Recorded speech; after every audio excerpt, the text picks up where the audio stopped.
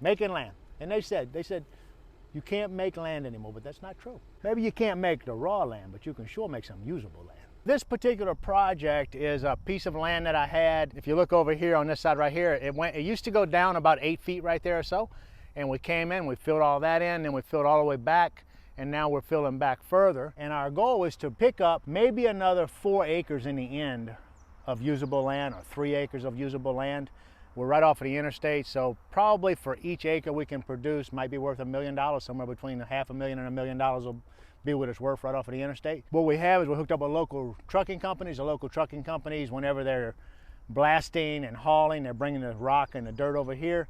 We're able to take rock and dirt according to the signs over there, and basically we're just making land. Our property goes way over there, which I'm not going to do anything on the other side of that ditch right now because that's not very low, and whenever we come in we'll cut it down at the top and then bring all that dirt in and just make it go level, so we won't have to haul anything in as far as that's concerned. Let's walk to the back. So what you're looking at right there, we got Cumberland Electric back here. We had the city, we had somebody show up a little while ago and dump a load of rock, and whenever they dumped it, they hung that line with the dump truck, and then it broke off the pole. So Cumberland Electric had to come out here, remove the pole. Now they're going to add another pole over there and get that line up. So let's go look at it and let's see what we're talking about. See if everybody can picture what we're doing. And you can look at this in your own community. If where you live in has a piece of land that needs some fill, and a trucking company's hauling and they need to get rid of fill and they don't want to pay to get rid of it, then you provide them a place to dispose of their fill, and they dispose of it. And this is some good stuff. I mean, it's all rock and dirt. And you know, sometimes we had, I mean, up until up in here, it was nothing but rock. I mean, everything here out is just big rocks, good size rock, so it's really solid. And then from here on out, it's still mostly rock, but this has had some loads of clay and some loads of rock and whatever. Why was this on fire? We were burning around this stump, and it just didn't burn.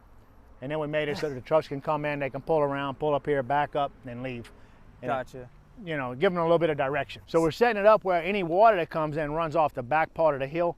When we finish with this project, what we'll do is we'll encapsulate everything in the back with solid rock all the way around to make sure nothing washes, nothing goes in, everything's holding. So we'll have them pull off of, what they'll do at the very end is we'll pull rock off of somewhere that they're blasting, and they may bring in 2,000 loads of rock. And we will just take every one of them loads of rock, push them off. They'll secure the wash or anything else so nothing washes out anymore. It's a retaining wall. Basically. So if you look out here, you'll see. So what we're gonna do is, I'll have to get a machine and move all those trees over there. We'll have to push those out the way and burn them because you can't fill up on top of anything. You don't want any wood underneath you. You don't want anything underneath you except for rock or dirt, because that's not gonna be compactable and you won't be able to build on top of it. You got trees underneath it. So we'll have to take a dozer in here, push all them trees out of the way, get all that crap out of the way, and we'll go from there. And that'll be it, we'll be done.